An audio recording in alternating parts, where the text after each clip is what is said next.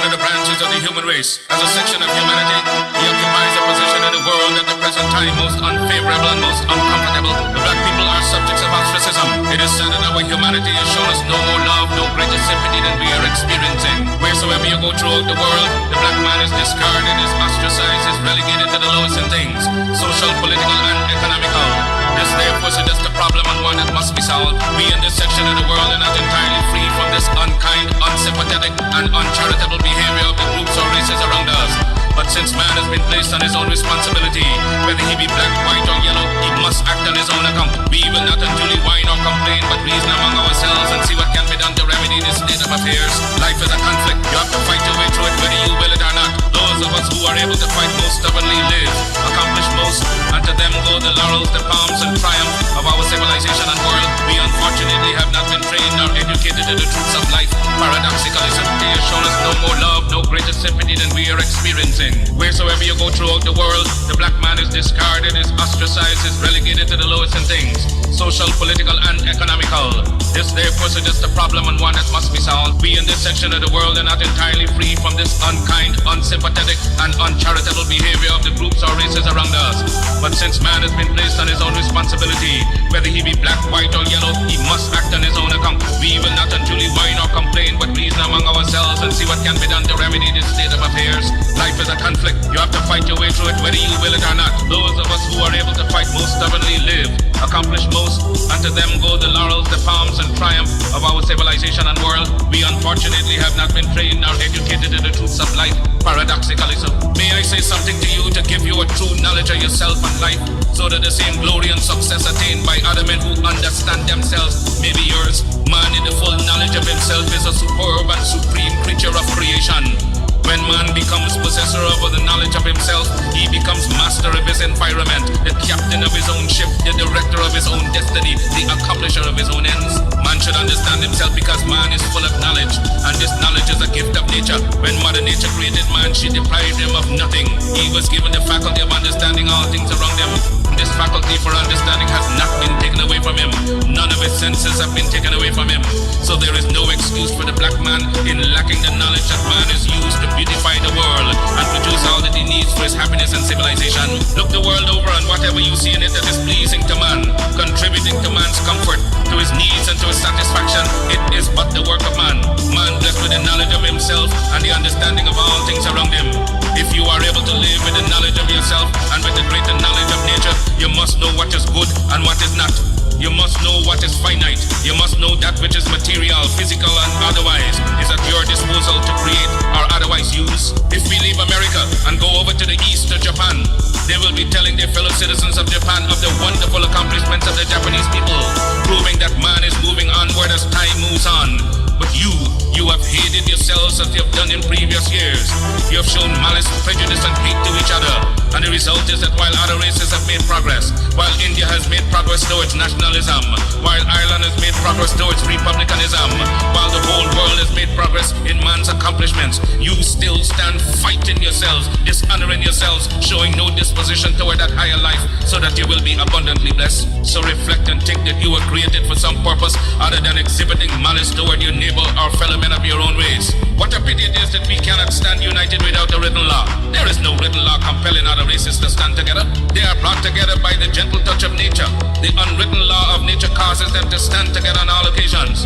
So wheresoever you find them in the field, that one gentle touch of nature causes them to stand together. If need be, die together. But with the black man, you can preach to him from the pulpits. You lecture from the platforms, from the byways and the hedges. The spirit of cooperation, but he will not cooperate. You talk to him gently, you try talking harshly to him, he still will not cooperate. The result is that he falls prey to those who understand themselves and walk through the world making you their serfs and slaves. You must acquire an understanding of yourselves. Look around you. See the smiling pictures of nature, the beautiful hedges, the wonderful mountains, the wonderful vegetation all around. But because of your disposition to each other, you live in suffering, in want, in penury, and in debt. You lack the gentle touch of nature, love for each other. You hate yourselves. Black men, and what is wrong with you? Why have you no affection for yourselves? Could I hope to see you living among yourselves as the people I've spoken of? Living in charity, love, and in sympathy with each other? It can be done. I wonder if you will adapt that course. Isn't it easier to enjoy prosperity than to live in ignorance and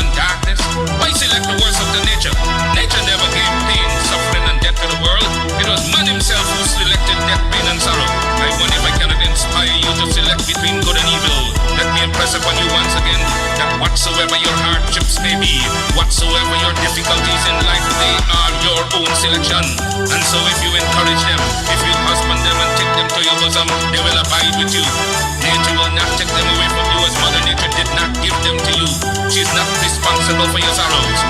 Mother Nature represents all that is beautiful. She gave you the highest personality in the realm divine. Your sorrows are your own. If you want joy, if you want sunshine, it is before you abundantly in nature. I made a selection of sunshine, the beautiful sunshine. I made a selection to laugh at the moon, to laugh at the stars, and sing with the birds of the forest and of the wilderness, to join in the rhythmic music of the winds that sing from east to west and from north to south. Had I selected sorrow, I would have been dead a long time ago, and been without that which would send me into the presence of the divine, because I would have lived not with the knowledge that is divine. We must acquire the higher knowledge of life. Black men and black women, will you get the knowledge that the white man has that causes him to be leaders and masters in the world? They are not gods with a peculiar source for understanding the world around them. They have only given expression to the knowledge of their humanity and been able to use and conquer all to their satisfaction and glory. And that is why they are always greater than you in every community that you find them. Isn't it strange that wheresoever the white man is found, he takes precedence over you? Why is that so? Answer that for yourselves, black men and black women. Wheresoever you come in contact with the white man, you always have to go down in defeat before him. Whether it be in England, in France, or in America, you always have to go down to the white man, and yet he has 2 eyes, 2 feet, 2 hands, same passions, same senses and feelings as you have. Your feet are not put on opposite sides, now your hands turned around the other way, but it's because you fail to use your will, your knowledge and your mental faculty to the point where you will enjoy life around you.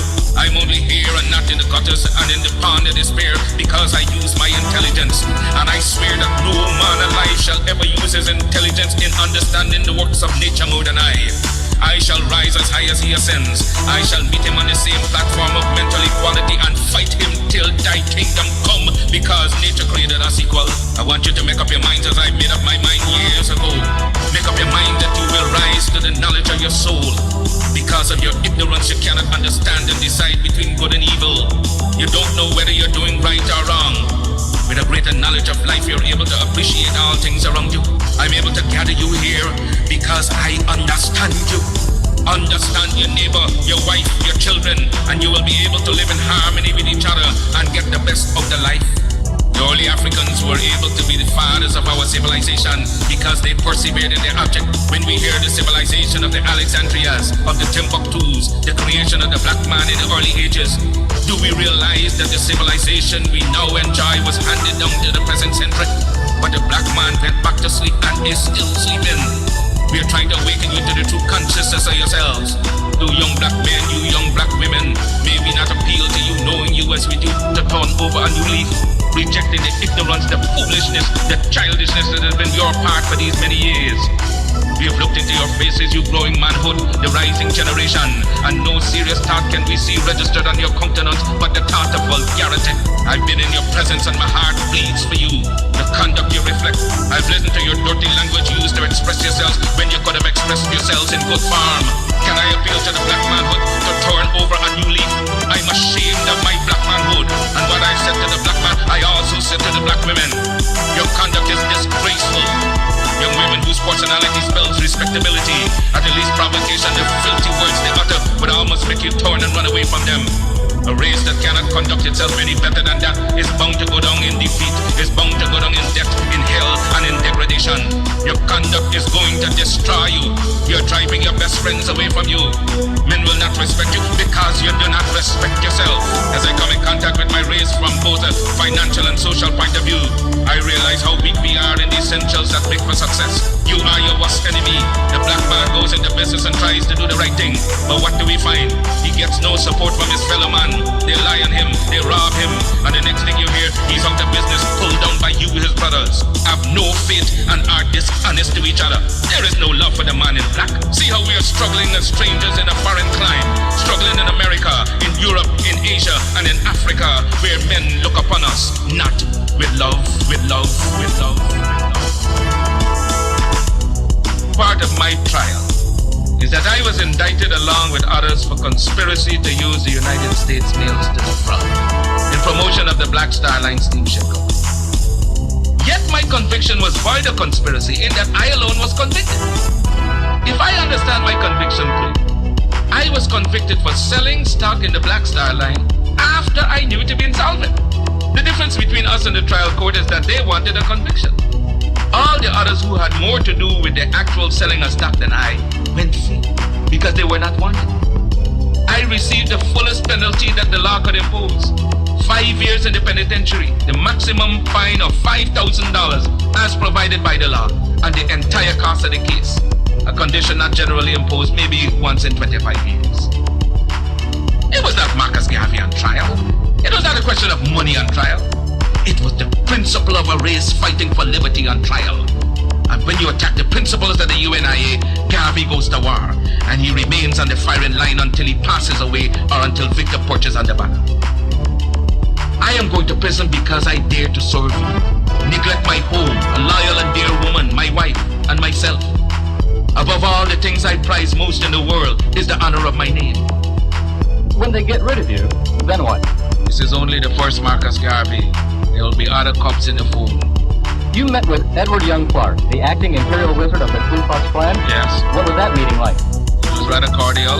He made it clear that they are interpreting the true spirit of every American. What is the attitude of the Klan towards a Negro who desires to be, say, President of the United States? That he shall never be as long as there is one white man living in this country. But isn't America a white man's country? Yes, it is a white man's country because he conquered the Indian, exterminated him, and took possession of his property. I'd say the KKK is the invisible government of the United States. What do you mean? That the Klan represents the spiritual feeling and even the physical attitude of every white man in this land. Do you realize that such statements could get you lynched? We have 5 million substantial oak trees between Africa and the West Indies.